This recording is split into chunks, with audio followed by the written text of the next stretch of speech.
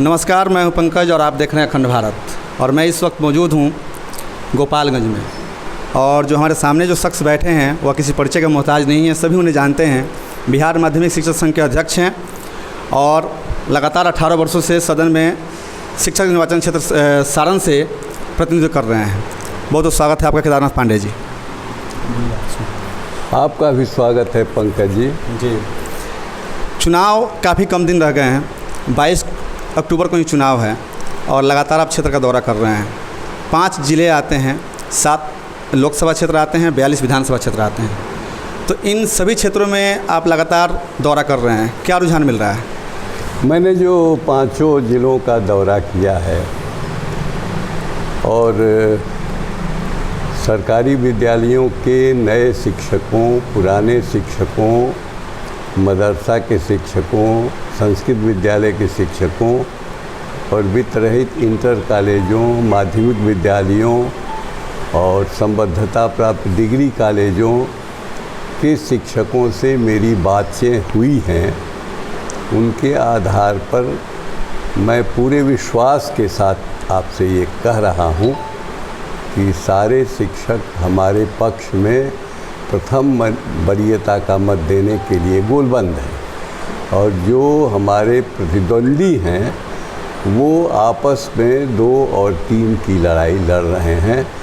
कहीं कोई हमारे मुकाबले में कहीं कोई नहीं। जी, जहाँ तक बात है, आप विद्यालयों में जाते हैं, वित्त रहित महाविद्यालयों में जाते हैं, वहाँ जाने के बाद से कई सारे शिक्षकों का यह थोड़ा सा एक रहता है मन में संदेह कि हमारे लिए केदारनाथ पांडे जी ने क्या किया है, क्योंकि यह समस्या लगातार रही है। सरकार वेतनमान देने का घोषणा कर चुकी है, 1 अप्रैल से देने की घोषणा की है। तो आखिर चुनावी समय है, विधानसभा के चुनाव है, आपका भी चुनाव है, तो कहाँ हम लोग थोड़ा सा चूक गए, वो कहाँ चूके? हम लोग चूके नहीं। ये आज से 15-20 दिन पहले ये सवाल शिक्षकों के मन में था कि हमारे लिए क्या हुआ। उस समय शिक्षक स्थितियों से अवगत नहीं थे और क्या मिला है इन सारी बातों से भी वो अवगत नहीं थे। शिक्षकों को धीरे धीरे ये पता चल गया है कि इस कोरोना के काल में 72 दिनों की हमने मजबूत हड़ताल की और हमारा नेतृत्व इस बात में सफल रहा कि उसने हड़ताल को टैक्टफुली स्थगित कर लिया और कहीं किसी को खरोंच नहीं आई। जी, बहुत लंबे समय तक हड़ताल इस समय चली थी, इस बार चली थी हड़ताल। और कोरोना के कारण हम जितनी बड़ी उपलब्धि हासिल करना चाहते थे वो उपलब्धि हमें हासिल तो नहीं हुई। बावजूद इसके 1/4/21 से वेतन में 15% की बढ़ोतरी हुई जी और 1/9/2020 से 5% की EPF में बढ़ोतरी हुई।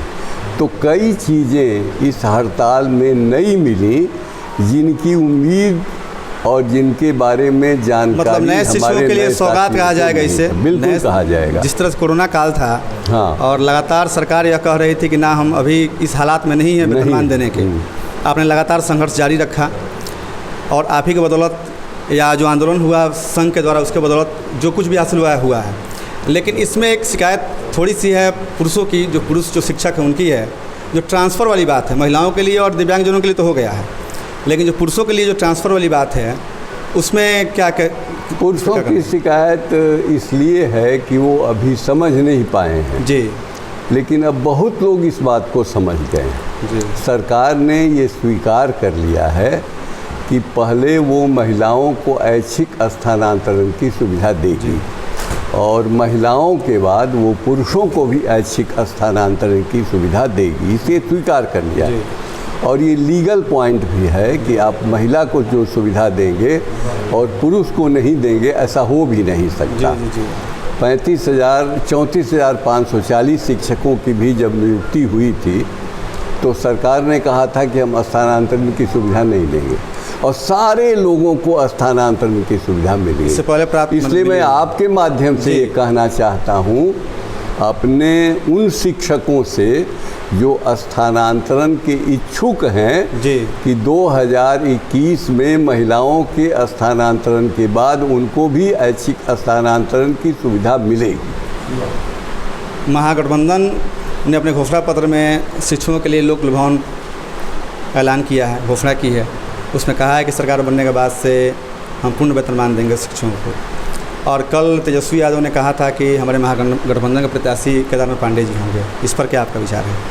हमारा ये कहना है कि इसमें हम लोगों की इस मामले में जीत है जी कि हम लोग बार बार ये बात कहते थे जी कि राजनीतिक दल अपने एजेंडे में शिक्षा के सवाल को शामिल करें, अपने मैनिफेस्टो में इस बात को ले आवें, तब शिक्षा प्राथमिकता सूची में आएगी। जी।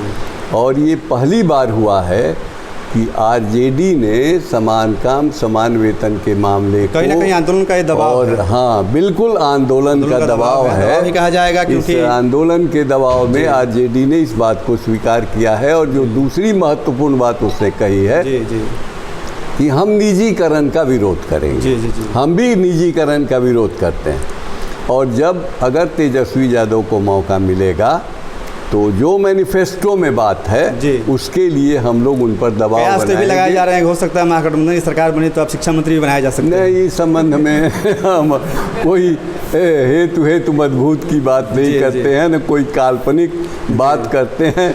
वो जब वक्त आएगा तब देखा जाएगा कि कौन क्या। पुराने शिक्षकों के लिए आपने बहुत कुछ किया है, नए शिक्षकों के लिए भी आप लगातार प्रयासरत हैं। तो नए शिक्षकों से क्या आपकी अपील रहेगी इस चुनाव में? नए शिक्षकों से मेरी अपील है जी कि आज के ज़माने में वो अपनी एकजुटता प्रदर्शित करके ही सफलता की मंजिल तय कर सकते हैं। जी, चुनाव के लिए कुछ दो शब्द। इसलिए उनको सबसे पहले अपने संगठन के प्रधान को प्रथम वरीयता का मत देकर के विजयी बनाना चाहिए, ताकि सरकार के पास ये मैसेज जाए कि बिहार माध्यमिक शिक्षक संघ एकजुट है और ये सरकार पर दबाव बना करके अपनी मांगों को हासिल कर सकता है। लगातार कई जो प्रत्याशी दौरा कर रहे हैं, कई सारे प्रत्याशी हैं मैदान में, और यह सीट ही शिक्षकों के लिए होता है। शिक्षक के लिए बनाया गया कि शिक्षक एमएलसी बनकर जाए, सदन में सदन की शोभा बढ़ाए, शिक्षकों का नेतृत्व करे। और हमें लगता है कि आप ही एक ऐसे प्रत्याशी जो शिक्षकों का प्रतिनिधित्व करते हैं, शिक्षक रह चुके हैं। तो ये बिल्कुल कहीं ना कहीं शिक्षकों को इस बात को समझना होगा।